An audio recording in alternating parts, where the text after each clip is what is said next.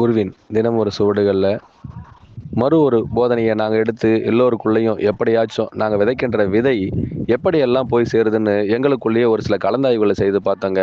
அப்படி கலந்தாய்வு செய்த ஒவ்வொருத்தருக்குள்ளேயும் எதெல்லாம் மிக முக்கியமான நிவர்த்தனையாக வெளிப்பட ஆரம்பிச்சதுன்னா, தன்னுடைய மனதை வெல்வது எப்படிங்கிறது தான் எல்லோருள்ளேயும் மிகப்பெரிய விஷயமா தெரிஞ்சதுங்க. ஆனால் உலகத்தையே வென்றவர்கள் எல்லாம் இந்த மனதை வெல்ல ஏன் இத்தனை ஆண்டு காலமாக போராடிக்கிட்டு இருக்காங்கங்கிறதுக்கு, அவர்களின் மனம் எங்கிருந்து அதை செயல்படுகின்றதோ அங்கிருந்து ஒருவர் உன்னை இயக்க ஆசைப்படுகின்றார்.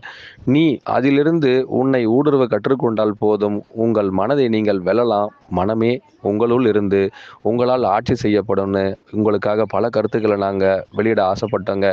இப்படி மக்கள் பல பேர் எதிலிருந்து வாடுகின்றனர், எதிலிருந்து தன்னை தேடுகின்றனர், எதிலிருந்து தன் துன்பத்தில் அடைகின்றனர், எதிலிருந்து தன்னை வீழ்ந்தும் காணப்படுகின்றனர், எப்படியெல்லாம் அவர்களுள் எண்ணம் என்ற ஒரு வார்த்தைக்குள் அவர்களே துவண்டு போகின்றனர் என்ற எல்லா காரணத்திற்குள்ளும் தன்னை உணர்த்தியவர் தனக்குள் இருக்கும் அந்த மனோ வசியம்ங்கிற தனக்குள் ஆவணம் ஒன்று சூட்டிக்கொண்டு அழகுபடுத்த ஆசைப்படுகின்றார் எனில், அதில் நீங்கள் யார், ஏன், எப்படி என்ற வார்த்தைக்குள் எதுவுமே இல்லை. நிதர்சனன் ஒருவரே, அவரே நான் என்ற என் குருநாதரா நீங்கள் நினச்சிட்டிங்கன்னா, உங்களுக்குள் அவர் நாதனாய் இருந்து உங்களையே வெளிப்படுத்துவாராக.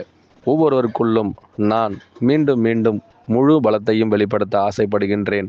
உங்கள் பலவானான் யார் என்பதை நீங்கள் உணர்ந்து கொண்டால் போதும், உங்கள் மனம் உங்களுக்கு அடிமை. அனைவருக்கும் குருவே சரணம், குருவடி சரணம், திருவடி போற்றிங்க.